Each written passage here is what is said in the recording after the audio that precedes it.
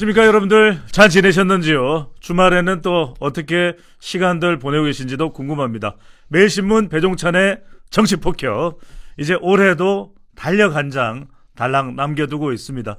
여러분들, 올 한 해 2025년 특히 다른 해보다도 더 많이 다사다난했던 바로 을사년입니다. 여러분들, 잘 한 해가 마무리될 수 있도록 여러분들도 힘내시고 더 매일신문 배종찬의 정치폭격 보면서 기운내시기 바랍니다. 구독 꾹 눌러주시고요. 좋아요도 많이 보내주시면 좋겠습니다. 토요일 여러분들 많은 계획들이 있겠지만 또 집에서 또 친구분들과 함께 배종찬의 정치폭격 매일신문 유튜브 보시면서 여러분들 더 많이 활기찬 주말 보내시면 좋겠습니다. 우리 빨리 100만을 돌파해야 되니까요. 여러분들 조금 더 힘내고 성원해 주시면 좋겠습니다. 오늘도 어김없습니다. 여러분들이 정말 좋아하는 분, 대한민국의 역사입니다. 대한민국의 레전드입니다. 박찬종 변호사와 함께합니다. 안녕하십니까? 네, 안녕하십니까? 네, 박 변호사님 요즘에 어떻게 시간 보내고 계십니까? 요즘 날씨가 추워져서 건강하게 어떻게 지내시는지도 궁금하고요. 지금 아직 계절적으로는 아주 가을이 아주 깊어 있죠. 예. 오늘 토요일 오후 2시 좀 넘은 시간 여기 오는 사이에 이 하늘이 너무 음울하고 음산해. 그 우리 조국의 현실, 특히 정치 현실을 반영하는 것 같아서 그냥 뭐 저 유튜브에 방송하고 예. 그리고 그냥 이 직업적으로 네. 뭐 정치를 했던 사람이니까 현실 정치 관심을 안 가질 수도 없고 네. 그 답답한 나날을 보내고 있습니다. 네. 뭐 여러분들 많이 아실 겁니다. 또 우리 젊은 세대들도 더 많이 알아야 되는 분이 바로 박찬종 변호사입니다. 대한민국의 이 민주화 운동의 한복판에 섰었고, 그리고 대통령의 자리에도 바로 문턱까지 갔던 분이 바로 오늘 여러분들이 함께하고 있는 박찬종 변호사입니다. 자, 그래서 국가 리더십에 대해서, 대통령에 대해서 안 물어볼 수가 없습니다.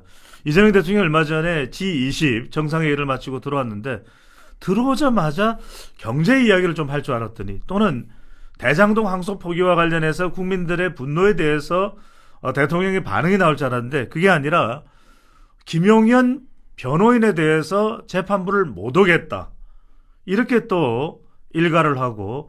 그런데 그렇게 생각해 보면 왜 국회에서 사법부의 수장인 이 조희대 대법원장을 조요토미 히데요시라고 이야기하는 것은 왜 아무런 이야기도 대통령은 하지 않았을까?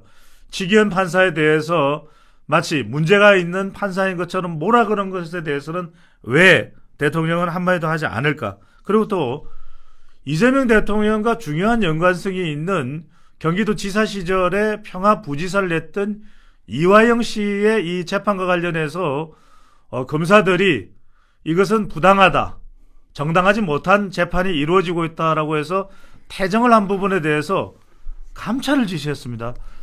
이거 어떻게 봐야 될까요, 변호사님? 어떻게 보나마나 대통령답지 않고 대통령의 헌법 위반 행위를 하고 있죠. 10일간 G20회의에 참석해서 네. 이제 귀국하면 귀국 일성이 뭐 시쳇말로 뻥튀기를 좀 하더라도 이번에 이런 외교 성과가 있다, 하다못해 그 얘기부터 하든지 해야 되는데 제 일성이 지금 배 대표 말씀대로 이화영 평화부지사의 위정 사건에 대한 이 검찰이 재판부를 기피 신청하고, 예. 그러면 기피 신청을 하게 되면 재판이 중단됩니다. 그거는 서면으로 법정이 아닌 데서 신청할 수도 있고 법정에서 구두로 할 수도 있어요. 그러면 그걸 접수한 재판부는 일단 재판 중단해야 됩니다.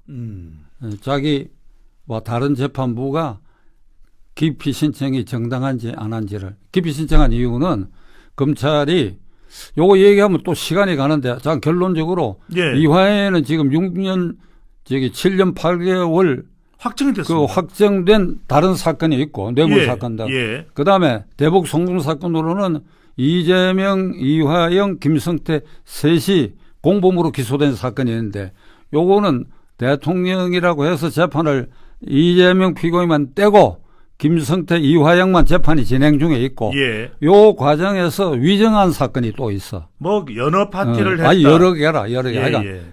세 개인데 예. 이게 다 이재명과 관련이 있거든. 그러니까 그 위정 사건 재판에 검찰이 62명의 증인을 신청했는데 달랑 6명만 재판부가 채택을 하니까 오. 이건 불공정한 재판을 하고 있다. 이래가 형사소송법에 따라서 검사가 재판부 기피 신청을 했다고. 그 신청을 하면 재판이 중단되니까 예. 아까 말씀드린 것처럼 서면을 하든지 구두를 하든지 중단되니까 그 법정에서 퇴정을 한 거다. 예. 퇴장한 것이지. 그러니까 예. 아니 이제 중단됐으니까 그냥 나가는 거죠. 그럼 그랬는데 이걸 가지고 귀국 일성이 검찰이 이화영 사건에 대해서 사법부를 모독하고 터무니없는 걸로 기피 신청을 해서 직권을 남용했다. 즉각 감찰하라. 그리고 그 조사에 따라서 사법 처리하라. 이렇게 명령했어. 이게 귀국 일성이 이거야. 이게 대통령 할 짓이 아니지. 그리고 대통령이 그 명령을 그렇게 하면 안 되지요. 예. 법무장관을 격려해서 해야지요. 그게. 아니 물론 대통령이 할 수도 있지만은 그게 긴급한 사안이냐 이거야. 해외 순방 10하루째에 용산 집무실에 나타나가지고 지시한다는 게 그것일 수 있느냐. 예. 그러니까 이건 정말 이게 개탄스럽고 이건 이 대통령의 탄핵 사유 하나를 더 첨가하는 행동이다. 아, 그래서 뭐 지금 직권 남용 이런 이야기도 나오는데, 자, 지금 조금 전에 이제 박 변호사께서 잘 설명을 해주셨습니다. 말씀을 듣고 보니까 형사소송법에 따라 적법한 절차였고 부당하다고 판단해서 검사들이 이것에 대해서 기피 신청을 한 것이고 당연히 재판은 중단되는 것이기 때문에 재판장에서 나온 것인데 뭔가 불법이나 문제가 있는 겁니까? 그러니까 어이가 없는 이 얘기고 이재명은 이런 얘기도 했지요. 이게 선출직 권력, 그러니까 대통령이나 국회의원 선출직 권력과 법권의 권력은 다르다. 헌법상 서열이었다. 이런 말까지 했다고. 예. 그렇게 따지면 헌법상 제1권력은 국민은 우리야. 국민은 우리가 제1권력이고 그래서 제1권력자인 우리가 대통령 뽑고 국회의원 뽑아가 그리고 당신들이 요 헌법 절차에 따라서 대법원장을 어떻게 임명하고 하라. 그렇기 때문에 요건 헌법상 동렬이야. 동렬에 있는 거라고. 국회의원, 대통령, 법관은 동렬에 있고 그리고 국민인 우리가 만든 헌법에 법원을 어떻게 규정해놨느냐. 법원과 법관은 독립하여 양심에 따라 직무를 행한다. 독립 양심. 근데 이걸 침해하는 게 이게 대통령이라고. 권력의 서열이 있다. 이런 소리. 그 다음에 이 내란 재판부를 만들겠다는 거다. 내란 재판부. 전담 재판부. 그 사법권 침해지. 독립하여 재판한다. 독립된 사법부의 권한을 법을 만들어주고 국회 입법을 통해 가지고 요러요러한 사건은 이러이러한 재판부를 만들어 가지고 거기서 사건을 다뤄야 했다. 심지어는 내란 사건의 영장 전담 판사도 따로 두겠다 그러거든. 근데 여기서 말하는 내란이라는 게 누가 내란을 했다는 거예요. 누가 했다는 거예요. 지금 윤석열이가 했다는 거지. 예, 윤석열이가. 예. 윤석열이가 12월 3일 계엄 선포한 거 그걸 내란이라고 보는데 나는 다수 법조인들이 이건 내란이라고 단정할 수 없어요. 비상계엄 선포의 헌법적 그 요건에 불비 완전히 합치되는 건 아니라 하더라도 그것이 곧 형법에 규정되어 있는 내란은 아니다 이게야. 그러니까 이 판결 난 일도 없는 걸 가지고 그냥 내란 특검 만들고 내란 정당, 내란 몰이 이렇게 이제 몰아붙이니까 국민들이 거기에 이미 세뇌가 돼봤어. 12.3 개헌은 크든 적든 내란인가 보다. 아니다 이거예요. 그러니까 그것을 위해서 특별재판부 만드는 것도 바로 국민이 만든 헌법에 사법부는 독립하여 운영되도록 한 그 독립 규정을 침해하는 일이다. 예. 그러니까 이재명도 법률가인데 이재명 법률가고 추미애도 법률가인데 이게 다 소용이 없어. 나쁜 꾀를 쓰고 있는 거예요. 이게 이게 이 중국의 변호사들을 율사라 그러거든요. 예, 예. 근데 우리나라에서 한동안 그 율사라는 말이 나쁜 의미로 쓰여지는 겁니다. 그러니까 법 조문을 마음대로 해석한다 이거지. 코에 걸면 코걸이, 귀에 걸면 귀걸이란 말이 있잖아요. 예. 그렇게 해석해서는 안 된다 이게. 그런데 이재명 일당들은 지금 헌법도 그렇게 코걸이, 귀걸이로 해석하고 있다. 그러니까 이건 하늘이 노할 일이다. 이연령, 비연령이 돼서는 안 된다는 말씀을 직격을 해주셨는데 궁금한 건 이 대목입니다, 박 변호사님. 왜 대통령이 다른 재판, 특히 대장동 황소포기에 대해서도 이런 방구가 없었는데 이화영 이 재판에 대해서는 유독 특별한 관심을 가지는 배경은 뭘까요? 일각에서는 이게 말 그대로 이 검찰의 조작된 수사, 기소 이런 쪽으로 연결되면 아예 흐지부지 또 이렇게 될 수가 있기 때문에 그걸 이재명 대통령이 의식하고 있는 거 아닌가 이런 해석도 나오는데 어찌 보시는지요?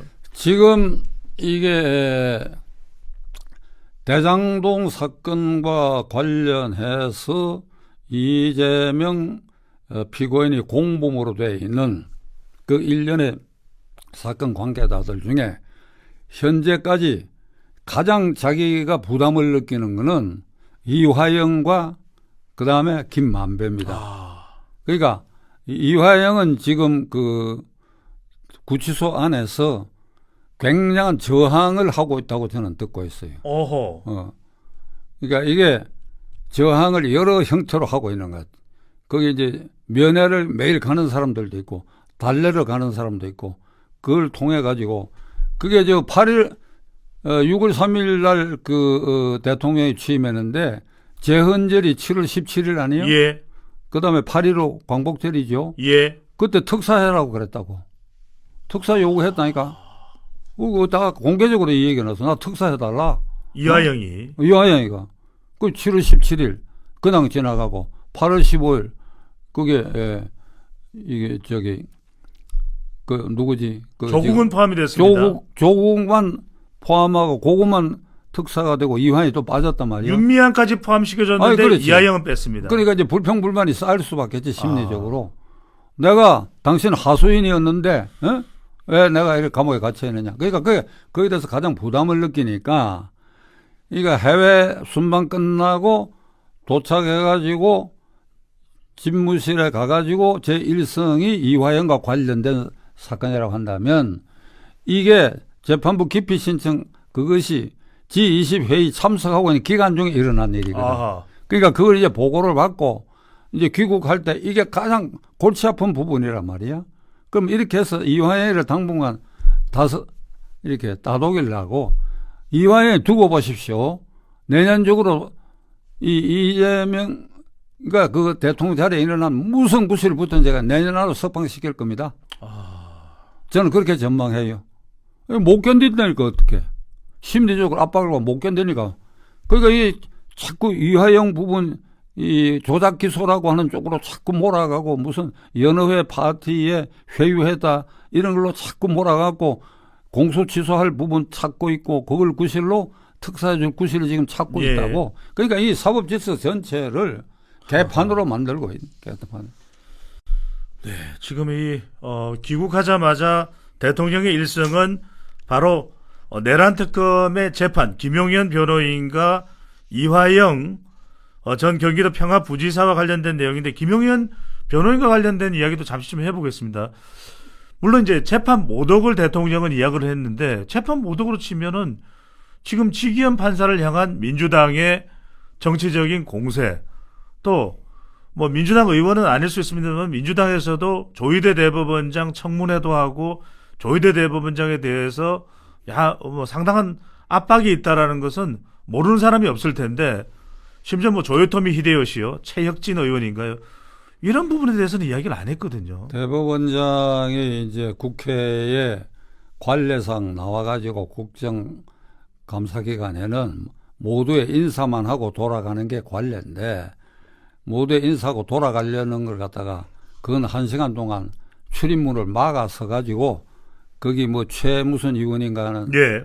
사람이 도요토미 히데요시를 난데없이 끄집어내가 도요토미인데 이걸 조요도미로. 아니, 조희대 대법원장하고 도요도미하고 무슨 너무 관련이 있습니까?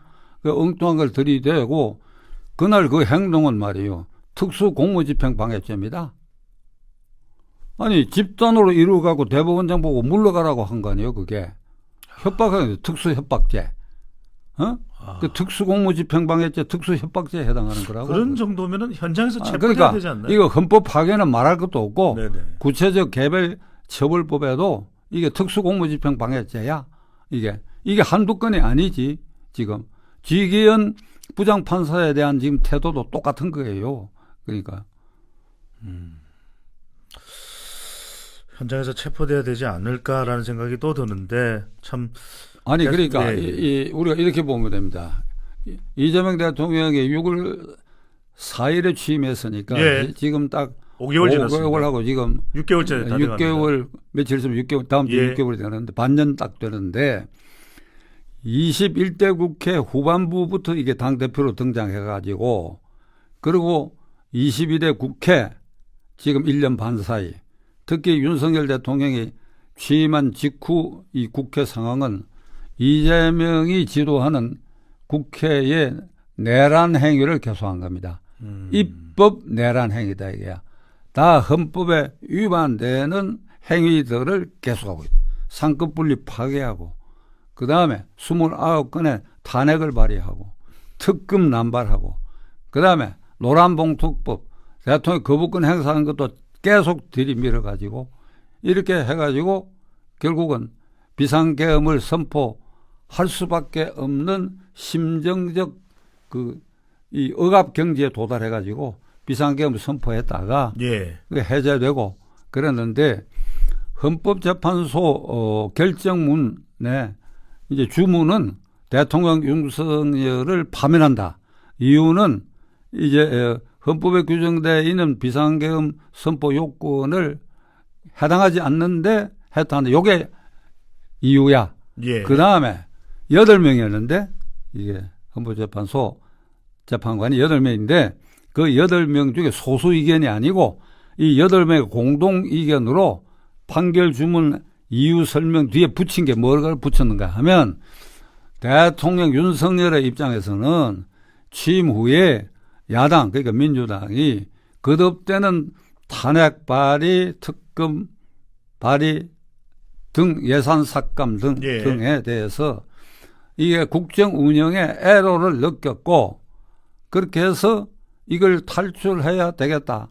그래가지고 비상계엄을 선포하게 된 그 심정적 동기와 경위는 이해한다 돼 있어. 그러나 이게 헌법상 요건에 미비하는 이게 비상계엄을 선포하지 말고 대의적 방법으로 그 문제를 극복했어야 된다. 예. 그 헌법재판 인정한 거예요. 하하. 그게. 그러니까 좀 참았어야 된다 이런 얘기야 말하자면. 예. 아무리 열받아도 비상계엄 선포는 아니었다 그 말이네요. 그게 헌법재판소의 네. 결정문의 이유야. 그러니까 그것만큼 어떤 일들이 벌어졌다는 것은 거기에서도 다 적시돼 있다고. 네. 그러니까 우리가 이제 제3자 입장에서 뭐 그걸 해석할 때 헌법 파괴 행위를 계속 한 거야. 도대체 29건의 탄핵을 발의하고 말이야. 그게 어디 국회라고 할 수 있나요? 국회 폭력이지. 자, 또 비상계엄 날짜가 가까우면서 그때 어떤 상황이 있었는지에 대해서 박 변호사께서 다시 설명을 해 주셨습니다. 헌법재판소도 비상계엄은 아니다. 비상계엄을 해서는 안 된다. 하지만 그때 그 상황은 어땠다라는 것도 헌법재판소의 판결문, 주문에 담겨 있다는 점을 강조를 해 주셨습니다. 자, 그런 중대한 헌법인데 그만큼 헌법이 중요한 겁니다. 그런데 지금 이것이 내란 공무원 색출입니까? 공무원 줄 세우기입니까? 정부는 지난 21일 국무총리실 김민석 총리 산하의 헌법 존중 정부 혁신 TF 이름만 들으면 개헌과 관련된 것일까? 아니면 행정 시스템을 개선하기 위한 TF일까? 그랬는데 그게 아닙니다. 비상계엄 전후에 공무원들이 전체 공무원의 숫자는 무려 75만 명이나 됩니다. 비상계엄에 또는 대통령의 이른바 민주당에서 규정한 이 내란에 동조한 거 아닌가 그 색출 작업을 진행 중에 있습니다. 국민의힘은 헌법 존중 정부혁신 TF가 아니라 헌법 파괴 내란몰이 TF다라고 공세를 직격을 하고 있습니다. 박 변호사님 어떻게 보시는지요? 우리 헌정사의 그 각 정권마다 불행했던 거 또는 나빴던 기록들이 있는데 네. 이재명 대통령 6개월 만에 일어난 일 중에 많은 헌법 위반 행위가 있고 뭐 무도한 일들을 많이 하고 그랬는데 현재까지 6개월 중에 딱 2가지 일은 이건 우리 헌법 앞으로의 헌정사에 영원히 남을 이재명 시대의 불행한 사건으로 기록될 게 지금 바로 말한 배 대표가 말씀하신 헌법 존중 정부 쇄신 태스크포스 혁신 TF입니다. 네. 그게 12.3 계엄에 대해서 동조하거나 또는 그 계엄이 불가피했다. 그렇게 해서 그걸 용인하는 듯한 발언을 한 공무원을 색출해내겠다는 거예요. 예. 그 75만 공무원을 상대로. 그러니까 이 태스크포스 이름이 헌법 존중 정부 쇄신이야. 예. 그런데 그 실제 내용은 75만 공무원들의 이게 자유의사를 침해하는 공무원의 지위가 헌법상 보장되어 있는데 이것도 무시해버리고 예. 서로 고발케 하고 그다음에 핸드폰 제출을 거의 의무화해서 그걸 다 열어보겠다는 거예요. 그렇게 해갖고 내란과 관련돼서 긍정적인 발언을 하거나 태도를 보인 공무원은 색출해서 불이익을 주겠다는 것이거든요. 네. 자, 그러면 무시무시합니다. 그게 공무원의 지위를 보장하는 헌법조항, 그 다음에 공무원도 국민이니까 국민으로서 표현이 누려야 할 언론의 자유, 이걸 근원적으로 침해하는 태스크포스인데 이름을 헌법 존중 태스크포스라고 해서 하하. 그러니까 어떤 정치학자 얘기인데 악랄하다 이거. 악랄하고 간악하고 잔인한 사람들이다 이게. 헌법을 파괴하는 태스크포스를 만들면서 어떻게 헌법 존중 태스크포스라고 하느냐. 예. 정신이 나갔거나 이성을 잃은 집단이다 이거야. 생각해 보십시오. 이 말이 됩니까? 헌법 파괴 행위를 하겠다는데 헌법 존중이라는 이 간사하고 간악하고 악랄하다 이거야.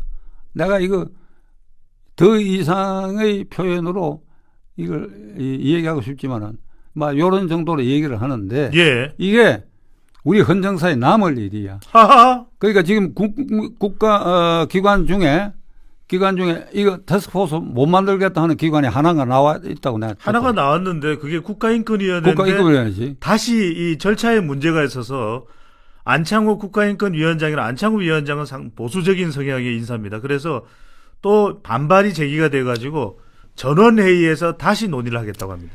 이게 75만 공무원들이 네. 이게 말이지 신분상 불이익을 당해버리면 이제 연금도 못 받게 되고 이러니까 말로 못하지요 겉으로. 네. 이게 부당하다 하는 거 부글부글 하는 소리가 내 귀에도 지금 들리고 있어. 박 변호사님 법조인이시니까 이런 거 어떻게 봅니까? 휴대폰을 임의적이나 자발적으로 제출해야 된다. 그런데 제출하지 않았을 때 어떤 불이익이 올지를 알 수가 없고요. 또 하나는 12월 12일까지 별도의 49개 행정기관에 이 정부혁신 헌법 존중 TF를 개별적으로 설치를 해서 520여 명이 투입되고 4명의 이 자문단이 운영돼서 정치적인 상황까지도 고려하겠다고 그러는데 지금 제보나 투서를 받고 있습니다. 그런데 이게 성진과 관련되어 있기 때문에 상당히 음모론이 또 음해론이 지금 부각되고 있거든요. 이게 법적으로 문제가 없는 겁니까? 막 가자는 거야. 막 가자는 거. 갈 때까지 간 거야. 아니 공무원도 국민인데 핸드폰을 내놔라 할 수 있나요? 어떤 범죄적 혐의가 있어가지고 압수수색 영장 발부받기 전에는 그걸 그냥 내놓으라 할 수 없어. 그런데 공무원들이라는 게 어디 뒷심이 있습니까? 내놓고 내놔야지. 그러니까 강제지, 강제. 그런데 이걸 헌법 존중 태스크포스를 해놨으니까 하늘과 땅을 거꾸로 한 기가 막힐 일이다. 기가 막힐 일. 이게 백주에 이런 일이 벌어지냐. 우리 헌정사에 이런 일이 없어요. 그러니까 이게 영원히 우리 헌정사에 남을 이게 불행의 기록으로 반드시 기록될 수밖에 없다. 그러니까 이걸 이제 대신 얘기해 줘 하는 게 그 야당 국회의원들이고 그렇죠. 그리고 지금 이게 유튜브에서 평론가, 배 대표 같은 사람, 네. 나가던 사람이 여기 대해서 이렇게 얘기를 하지. 공무원들이 드러내놓고 어떻게 얘기합니까? 이 부분을 여쭤봅니다. 이것을 예. 비판해도 그 존재 자체를 이 태스크포스는 헌법 위반이라고 말만 해도 아마 목 자를 거예요. 그러니까 꼼짝 못하게 돼 있지. 이게. 아니 그래서 박 변호사님, 대한민국이 지금 어떤 나라입니까? 말 그대로 우리는 선진국입니다. 그리고 민주화를 이뤄낸 국가고 그 민주화 운동의 중심에 섰던 인물이 바로 오늘 여러분들이 보고 계시는 박찬정 변호사인데, 공무원 노조가 아무 이야기도 안 하고 있습니다. 또 하나는 법조계가 그 엄혹했던 시절에도 우리 법조인들은 이 상황에 대해서 자시하지 않고 목숨을 던져 대한민국을 민주화에 구하겠습니다. 그리고 박 변호사께서 졸업하신 학계입니다. 서울대학교는 정말 교수들이 시국선언도 할 수 있는 것이고, 연세대학교, 고려대학교, 대한민국의 수많은 대학교에 그 양심을 가진 학자분들이 이야기를, 왜 이런 게 없을까요?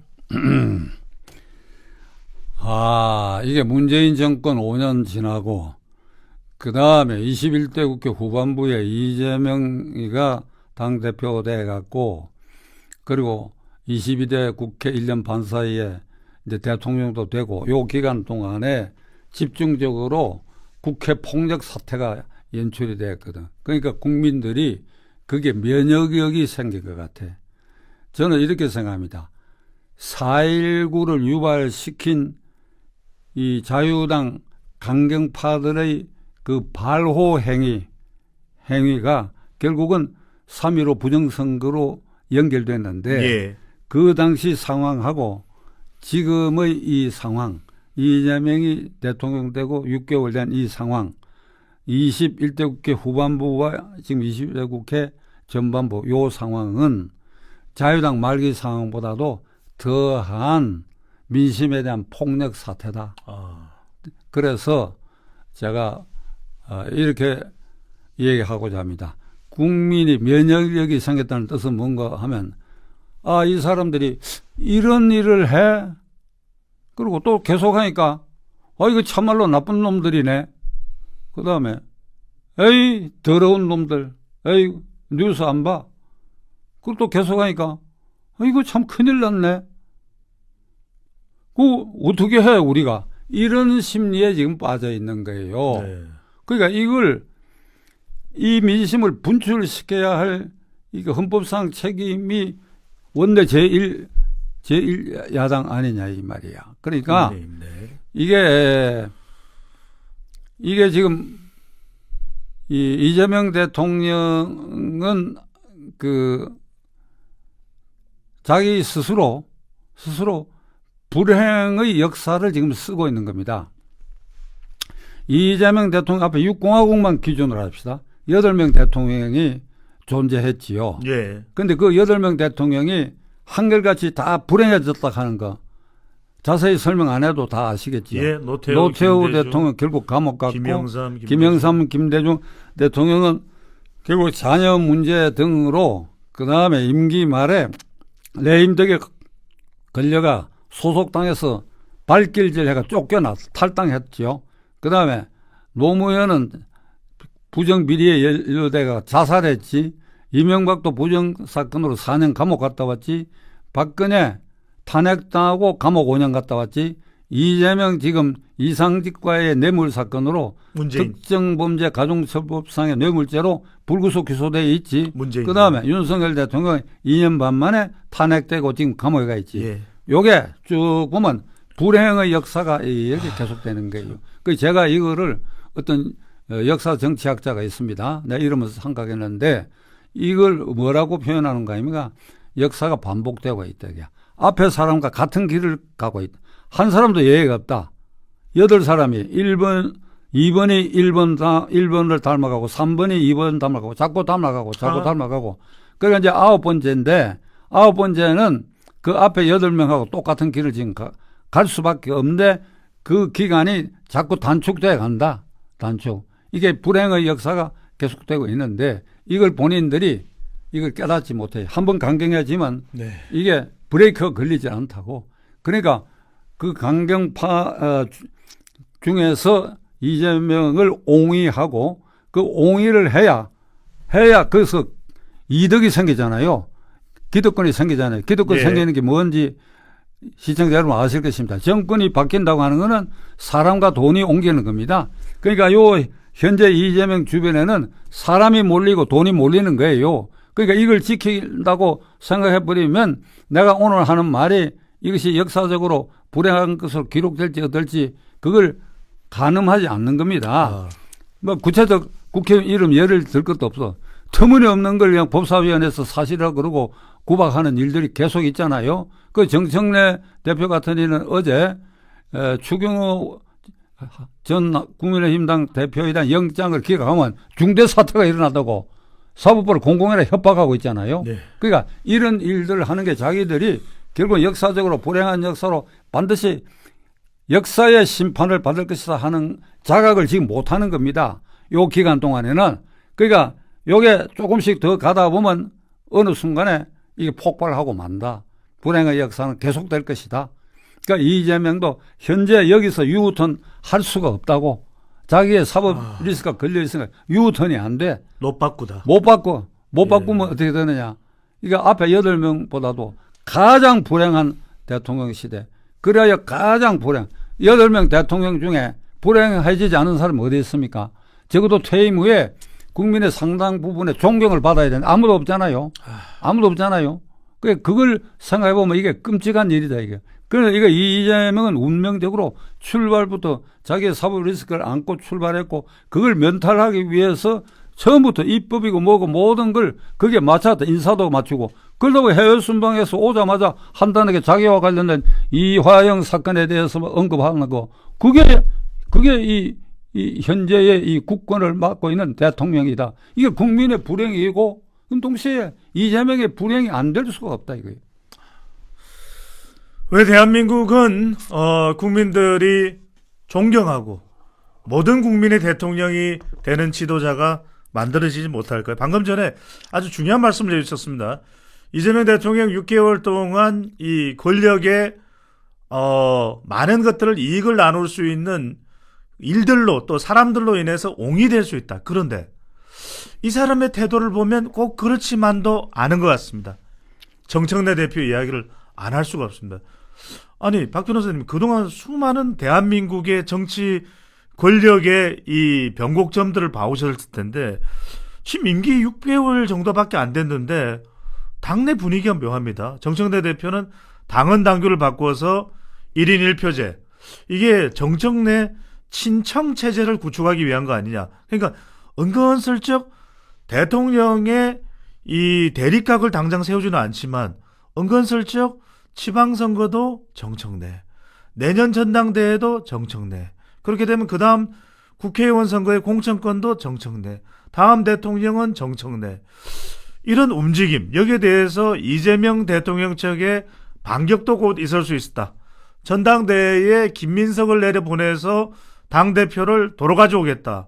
이런 상황 어떻게 보시는지요?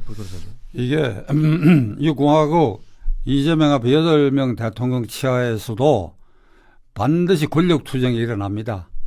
그거는 권력의 속성인 것 같아. 그러니까 절대 권력은 절대로 부패한다는 말이 있지 않습니까? 절대 권력. 공산주의의 절대 권력. 그것도 부패하는 거예요. 부패하는데도 그 권력을 유지할 수 있는 것은 공포로 갖고 유지하고 있는 거거든. 구소련이 그랬고 지금 북한이 그렇고 이게 중국이 그런 형식인데 그러니까 그런 절대 권력은 부패하고 그다음에 절대 권력이 아니라도 권력은 부패하는 거예요. 지금 말씀드린 것처럼 대한민국에서 이 앞에 8명 대통령들 주의를 보면 대통령이 바뀐다 하면 그 사람 중심으로 모여있던 쪽에 사람과 돈이 몰려간다니까. 저는 그 8명 대통령 인연 있는 사람이 여러 명 있었지만 그 예. 주류에 가까이 가본 일이 없기 때문에 나는 돈 맛을 못 본 사람이야. 아. 그 내 눈에는 다 보여. 아니 이게 뭐 비공개 같으면 내가 사람 이름까지 찍을 수 있지. 지금도 마찬가지야. 그런데 이게 이재명 권력이 아주 절대 권력인 것 같았는데 지금 보니까 절대 권력이 아니야. 그러니까 이게 분열은 필연적이에요. 하하. 필연적이에요. 그러니까 지금 6개월 만에 이게 분열되기 시작했다고 봅니다. 분열되면 어떻게 되느냐? 이 불행의 역사가 이게 빨리 끝낼 수도 있지. 자기들끼리 싸우다 보니까. 그러니까 제가 보기에 지금 정청래 이재명 갈라섰다고 봐야 합니다. 그 분열되는 건 틀림없다. 갈라섰다. 갈라섰다고 봐야 돼. 심정적으로. 예. 분열되는 건 틀림없다 이게. 아. 그러니까 그게 지금 문재인 지지 세력도 상당히 있는 거 아닙니까? 예. 현직 국회의원도 친명으로 분류되는 사람이 근 30명 가까이 있고 이러니까 이거 분열되는 거지요. 이번에 그 추경호 전 국민의당 원내대표 체포동의 안에 반란표가 8표가 있었다. 와. 8표. 그게 뭐 이준석 당에서는 반란표 던진 거는 뭐 참가 안 한 것 같고 그다음에 하여간 추정 끝에 추정을 해보면 민주당도 지금 초동성이 아니다 이게. 그 자체가. 그러니까 균열은 이미 시작됐다. 그러니까 6개월 동안 갈라 먹는데 먹을 그만큼 먹었으니까 이제 배 터지게 됐으니까 이제는 제 갈 길 간다. 이제 이런 순간이 의외로 지금 빨리 오고 있다. 그런데 박 변호사님 워낙 이 전체 우리 정치 역사를 다 꿰뚫고 계시니까 궁금한 거는 겨우 이제 임기 6개월입니다. 아무리 정청래 대표가 옆에는 김어준, 뒤에는 문재인 이런 배후 세력이 있다 하더라도 현직 대통령 이재명을 꺾을 수 있습니까? 그런데도 불구하고 이렇게 말씀하셨던 대로 그 갈등이 불거지는 배경, 자칫 이재명 대통령 측에 강한 반격을 맞으면 자신의 꿈을 펴보기도 전에 자초될 수도 있는데 이 점은 어떻게 보십니까? 이게 역대 대통령 중에 아까 말씀드린 것처럼 이 불행의 씨앗을 가장 많이 안고 대통령이 되어버렸단 말이야. 그러면 정청래가 됐건 누가 됐건 간에 이게 권력 핵심에서 노른자위 근처에서 뭘 노리는 이런 사람 빼고 국회의원도 지금 거의 173명이가 되니까 이 변두리에 있는 사람들의 심정은 민심을 왜 모르겠나. 민심을 아는 거예요. 이게 이재명이 하는 일이 이거 절대 옳은 일이 아니라 하는 걸 알지요. 이 권력에 취해 있으면 그 순간에 잊어버릴지 모르지만 그것도 6개월쯤 지내니까 이제 알게 된 거지. 정청래도 그걸 확실히 알게 됐다고 합니다. 알게 됐다 이제. 그러니까 권력투쟁이 시작된 것이다. 이 권력투쟁은 역대 8명보다도 이게 한번 권력투쟁이 시작돼서 몰리면 급속히 몰릴 가능성이 가장 높은 게 이재명 대통령이다. 왜? 사법 리스크가 워낙 주렁주렁 달려 있어요. 그렇잖아요. 그러니까 그걸 다 아는 거예요. 모른다 그러면 바보들이지. 아니 정청래만 하더라도 그 마포구 아니요. 그게. 예. 거기에 정청래 반대하는 사람도 많이 살아요. 내가 하는 사람.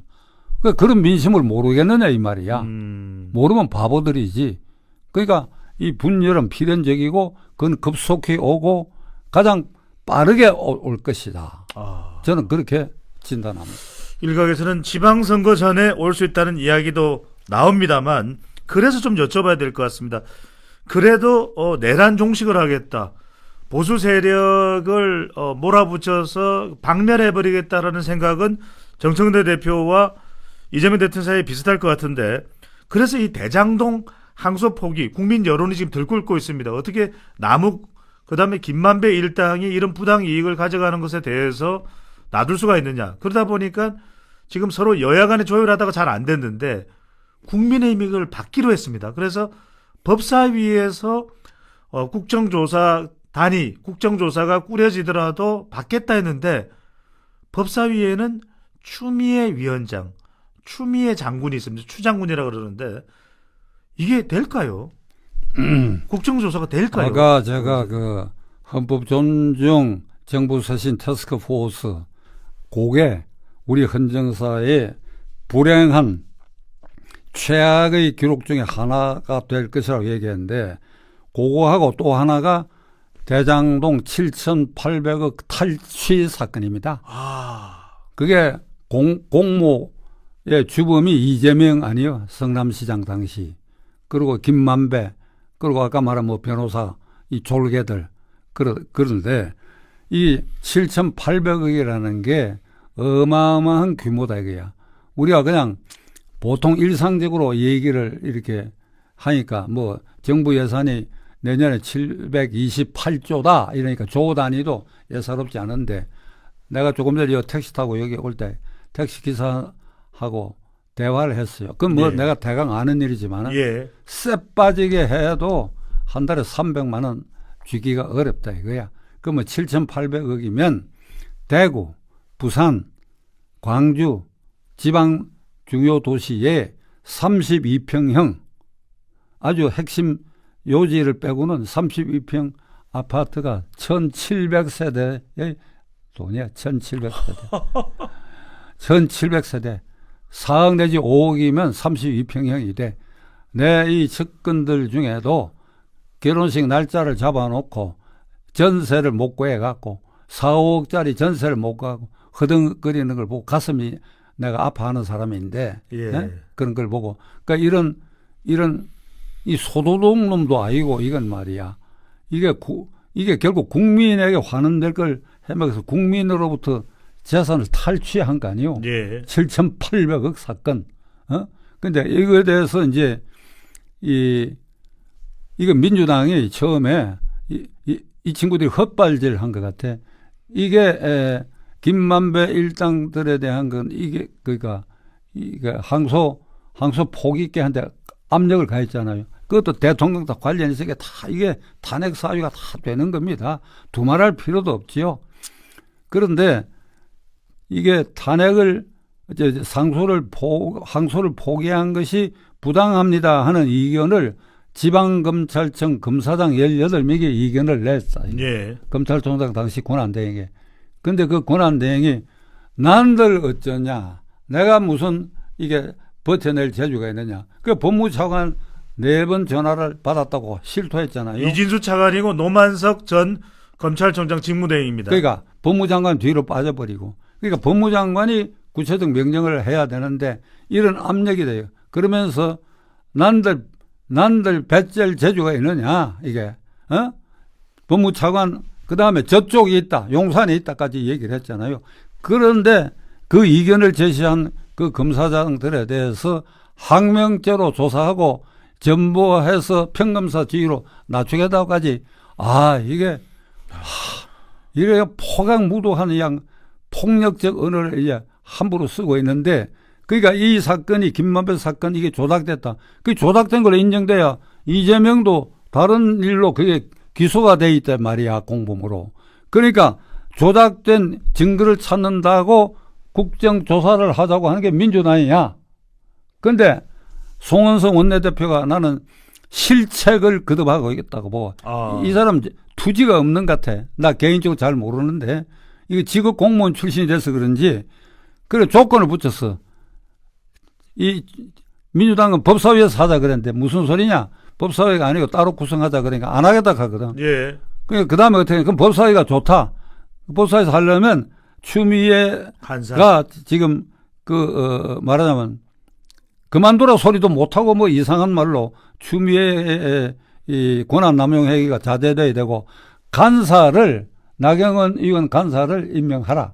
그 다음에 증인 채택은 합의하자 이랬더니 생각해보겠다 그러고 지금 뒤로 빠지고 있어. 이때 어떻게 해야 되느냐. 그래 너가 하자 간도를 하자 해버려야 돼. 하면 이게 조작된지 아닌지의 증인에 필연적으로 검사가 조작했다고 하니까 담당 검사들을 불러야 될 거 아니야. 검사들 불러야 될 거 아니야. 예. 한 명이건 2명이건 10명이건 불러야 될 거 아니야. 불러가 거기서 물어보는 거지요. 그러면 민주당은 너 이놈 조작한 거 아니냐 하면 그게 조작 안 됐으니까 조작한 일이 없다는 정황을 국민의힘당이 그 말에 등을 잇고 국민들에게 이렇게 되면 이재명 재판이 되는 거다 이 말이야. 아하. 그러니까 이걸 법사위에서 하더라도 그 민주당 주장들 하더라도 이걸 국정조사 무대를 이재명 재판 무대로 만들 수 있는 찬스인데 예. 이게 송원석이가 지금 내가 보기에 이거 헛발질 계속하고 있다. 어? 그러니까 오늘이 토요일이고 내일 일요일 어쩐지 모르겠는데 그러니까 너 하자 한들 하자고 다 받아버려. 받아버려라. 다 받아버려. 다 받아버려야지. 예. 받아버려라. 자, 지금 대장동 국정조사를 비롯해서 아주 중요한 분기점입니다.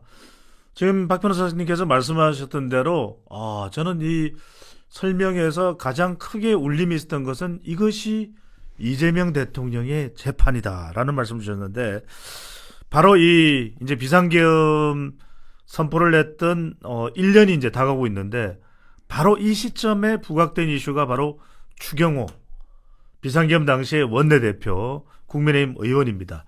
일단은 박 변호사님 많은 분들이 궁금해하시니까 그 실체부터 추경호 이 의원이 당시 원내대표였는데 1년 전에 비상계엄 당시에 왜 지금 구속영장 실질심사를 지금 2일로 예정된 것 같습니다. 구속영장 실질심사 그리고 내란 특검에서는 추 의원에 대해 내란 중요 임무 종사 혐의를 지금 내세우고 있는데 무슨 이야기입니까? 이게 아까 모두에 말씀드렸지만 예. 내란이라고 지금 단정된 게 없어요. 법률상. 이게 12.3 계엄 선포 자체를 내란으로 단정해갖고 내란 특검이라고 만든 그 자체가 헌법 위반이야. 확정되지 않아서 내란이라는 게 비상계엄 선포가 헌법상 요건에 미비한 건 아까 말씀드린 인정되지만은 예. 그것이 곧 형법에서 말하는 내란이라고 볼 수는 없다 이게. 그래놓고 이걸 내란이라고 보고 그날 원내대표 추경호 의원이 국민의힘당 소속 의원들의 상당수를 이게 계엄 선포 해제 본회의장에 들어가지 못하도록 막았다. 예. 막아서 내란 주요 임무 종사자로 본다. 이런 영장이 지금 청구되어 있거든. 근데 이 얘기를 들어보면 막은 일도 없고 또 국회의원은 자율권이 있잖아요. 내가 해제에 찬성하고 안 하고 자율권이요. 자율권. 그 본회의장 들어가고 말고는 자율권이 되게. 그러니까 그 들어가고 말고를 방해한 일이 없다는 거예요. 실제로 또 국민의힘 의원들 중에는 들어가서 비상계엄 해제에 찬성표를 이거 열 몇 명 있잖아요. 있습니다. 네. 예, 그러니까 이 자율권에 행하는 건데 그걸 방해하지 않았다 이거야. 그게 현재. 그런데 영장이 어떻게 될 것 같으냐? 다음 화요일인가 실질심사를 하는 모양인데 예. 아마 발부될 거예요. 이거 깜짝 놀랐다. 아니, 박 변호사님, 제가 듣기로는 대부분의 법조인들은 구속 사유가 범죄의 중대성, 증거인멸, 도주 우려인데 거기에 비추어 보면 이것이 구속이 발부될 가능성이 매우 낮다고 전망을 하고 있습니다만 발부된다는 말씀이시죠? 제가 발부될 것 같다고 말씀드린 것은 이게 구속 요건에 해당하지 않고 지금 말씀하신 대로 도주 우려 증거인멸도 없고 사건의 본질에 있어서 이게 내란도 아니고 예. 그러니까 본회의장 출입을 막은 일도 없고 혐의가 없는 것이지. 그런데 어떻게 되느냐, 법관들이 지금 공포에 시달려. 공포. 그 지휘원 부장판사에 대해서 그 해집고 다니는 거 보세요. 온갖 걸 다 뒷조사 해가지고 친한 후배하고 그냥 식사한 그걸 두당 수백만 원짜리 그러니까 룸살롱에서 접대받았다라고 엉뚱한 사진을 내리물고. 예. 그러니까 공포스럽지 않아요? 내가 그래서 하는 소리야. 그래서. 그리고요, 내가 어제 얘기했지. 이거 영장 기각하면 대법원 폭격하겠다. 그래서 대법원을 폭격하겠다. 그러니까 내가 그래서 하는 소리인데 이게 이제 당연히 기각돼야 돼요. 그런데 문제는 영장이 발부되건 또 기각이 되건 간에 반드시 기소해요. 추경호 의원 기소합니다. 지금 내란 주요 임무 종사자 혐의로 기소해요. 예. 해놓고 국민의힘당 정당 해산 절차에 들어갑니다. 약간 생각을 해보겠지만 예. 현재 이 강경파가 이게 브레이크가 안 걸려 있거든. 그냥 이 지출하니까 내란 정당 해산 제소 신청할 것 같아요. 하면 어찌 되느냐 하면 내년 봄에 정당 해산될 가능성이 높다 이게. 아! 지방선거가 있는데요. 그거 노리는 거지. 그거 노리는 이 사람들 눈에 그게 안 보여. 그거 노리는 거지. 그렇게 정당 해산 결정을 해버리면 107명 국회의원들 다 날아가 버립니다. 그러면 그 지역구는 그 해당 지역에 보궐선거를 해야 돼요. 그러니까 나라 전체가 소용돌이에 빠지고 그것이 그렇게 되면 지방선거 전에 그런 일이 벌어지면 이게 별도의 정당을 국회의원 없는 별도의 정당을 만들겠지요. 만들어 국민에게 호소를 하는데 과연 그 과정이 어떻게 하냐. 지금 현재 이 사람들은 그런까지 생각 안 하는 것 같아. 왜 그러니까 헌법재판소 재판관 8명이 장악돼 있잖아요. 윤석열 대통령 탄핵 8대 0이 돼 있잖아요. 윤 대통령이 지명했던 2명의 헌법재판소 재판관까지도 다 가결해. 8명 전원 일치다 이 말이야. 전원 일치인데 이것도 그렇게 되면 해산이 된다 이거야. 그러니까 불행하다 이거야. 근데 이 일이 이런 식으로 진행됐을 때 올 수 있는 일은 제가 예단을 못하겠어. 무슨 일이 어떻게 일어날는지 예단을 못하겠어.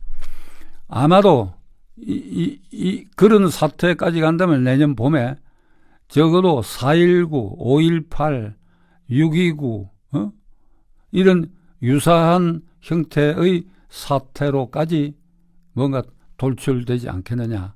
예. 그러니까 민심이 만일 내가 지금 그 예측한 대로 그렇게 흘러간다면 이걸 어떻게 용납하겠느냐. 그런데 박 변호사님, 이 상황이 벌어진다면 가장 큰 위기는 뭐 국민의 위기도 있고 국가의 위기도 있겠습니다만 국민의힘은 정말 절체절명의 위기인데 그런 대응이 지금 되고 있는 겁니까?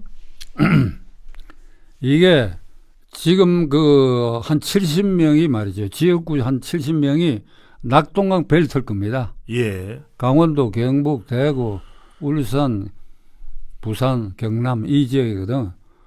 여기는 이제 공천만 받으면 당선되는 지역이거든. 공천 받는 것도 힘듭니다. 힘들어요. 줄도 잘 써야 되고 또 쌈싱도 있어야 되고 잘 써야 되는데 근데 그렇게 안주한 사람들이 뽑혀 있으니까 투지가 전혀 없어.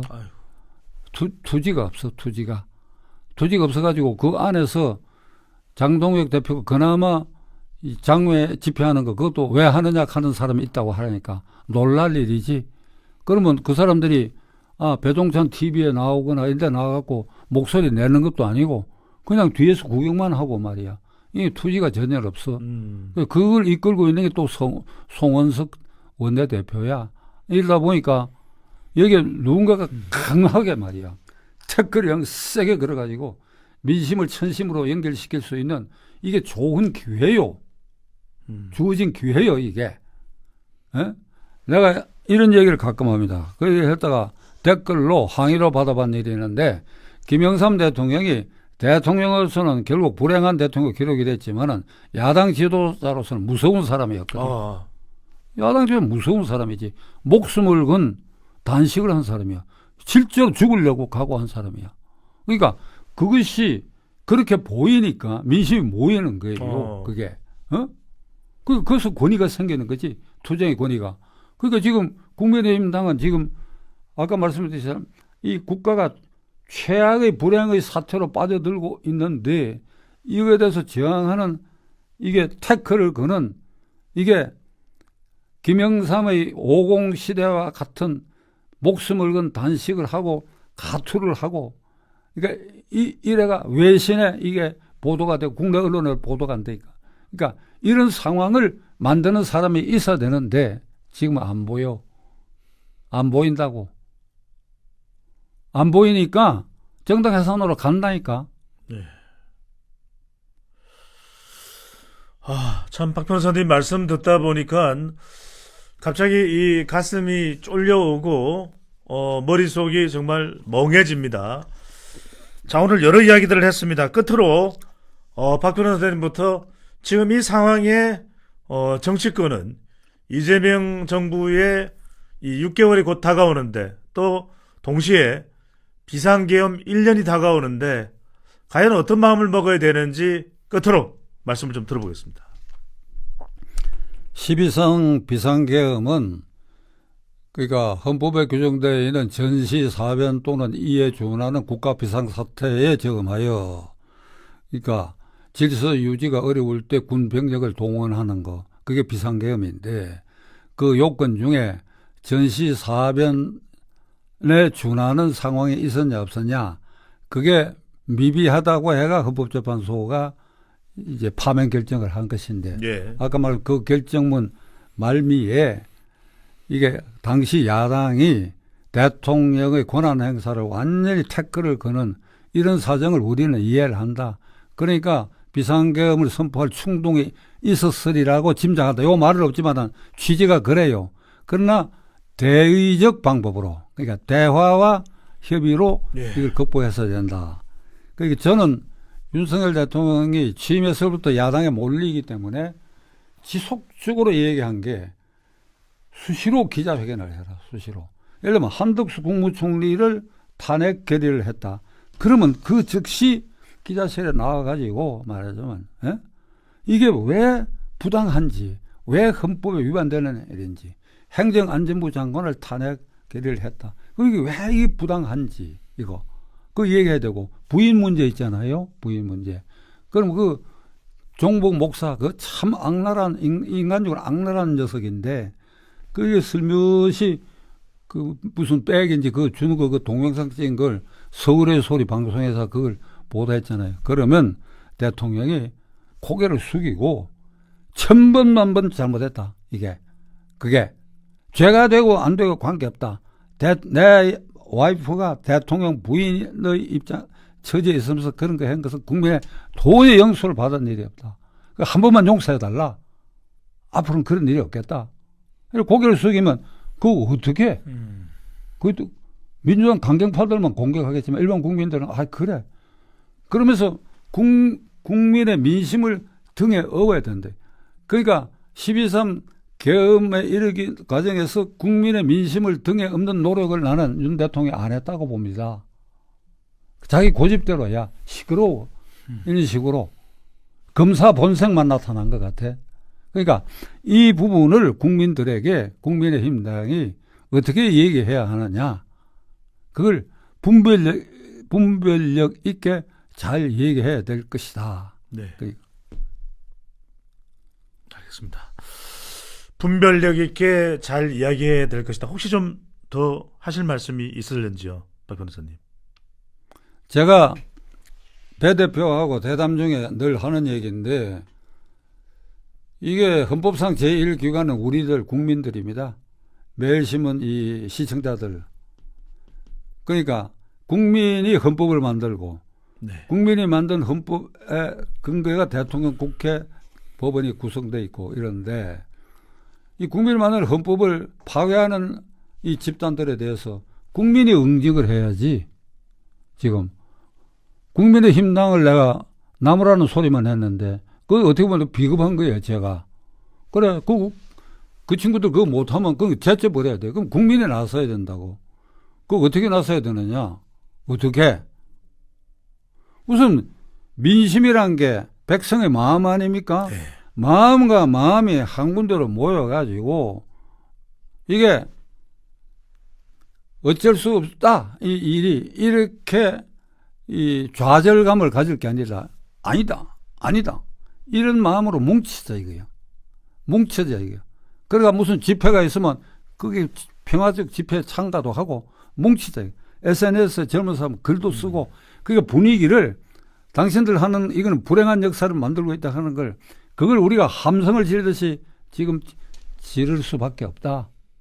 이렇게 한번 말씀드릴게요. 네. 외치지 않는 것은 침묵하는 것이고 침묵하는 것은 인정하는 것이다라는 이야기를 합니다. 박찬정 변호사께서는 지난 80년 인생 동안 외쳐야 된다. 외치지 않으면 변하지 않는다라는 말씀을 끝으로 강조해 주셨습니다. 제가 늘 말씀드리는 건데 50년 뒤에 대한민국은 괜찮을까요?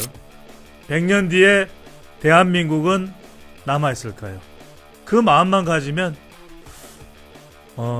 무한한 것이 아니라 유한하게 사는 사람들은 뭐든 다 할 수 있지 않을까라는 생각을 합니다. 오늘도 정말 귀한 말씀 잘 들었습니다. 여러분들 매일신문 구독자 100만 명을 넘어설 수 있도록 100만 명이 넘어야 더 힘을 낼 수가 있겠습니다. 여러분들 더 격려해 주시고 더 성원해 주시면 좋겠습니다. 구독 꾹 눌러주시고 좋아요도 많이 보내주시고요. 오늘 대한민국 정치사의 아카이브, 대한민국 정치사의 레전드 박찬종 변호사와 함께했습니다. 고맙습니다. 감사합니다.